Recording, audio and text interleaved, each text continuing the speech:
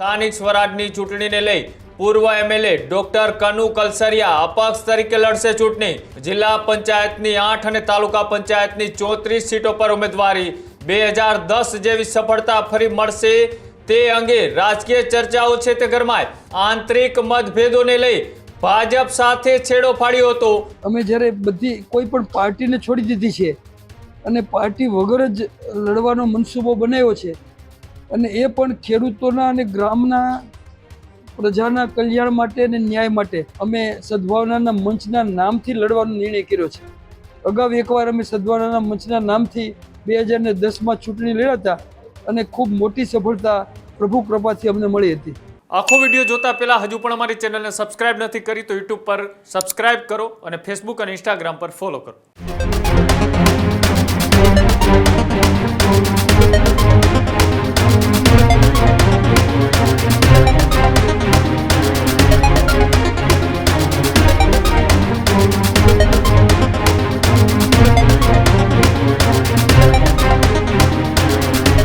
સ્થાનિક સ્વરાજની ચૂંટણીને લઈ તડામાર તૈયારીઓ રાજકીય પક્ષો કરી રહ્યા છે અને તેની વચ્ચે સમાચાર ભાવનગરથી કે જ્યાં ભાવનગરની અંદર પણ સ્થાનિક સ્વરાજની ચૂંટણીને લઈ પૂર્વ એમએલએ ડોક્ટર કનુ કલસરિયા અપક્ષ તરીકે લડશે ચૂંટણી।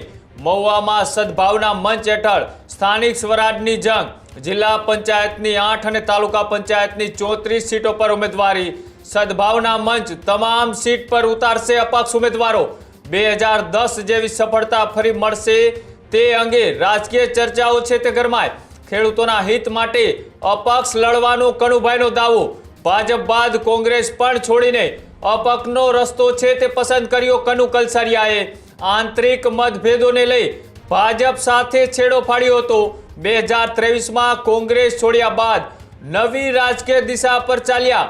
મહુવાના રાજકારણમાં ફરી સક્રિય બન્યા કનુ કલસરિયા કે જે એ વિસ્તારની અંદર ખૂબ જાણીતું નામ કહી શકાય અને સાથે જ આમ આદમી પાર્ટી, કોંગ્રેસ અને ભારતીય જનતા પાર્ટી આ તમામ પક્ષો સાથે રહી ચૂકેલા અને પૂર્વ ધારાસભ્ય ડોક્ટર કનુ કલસરિયાએ હવે એ સ્થાનિક સ્વરાજની ચૂંટણીમાં એ ભાવનગરની જે તાલુકા પંચાયતની 8 અને સાથે જ માફ કરજો જિલ્લા પંચાયતની 8 અને તાલુકા પંચાયતની 34 બેઠકો છે તેની ઉપર અપક્ષ ઉમેદવારી છે તે નોંધાવવા માટે પોતાની એક નવું મંચ છે તે તૈયાર કર્યું છે।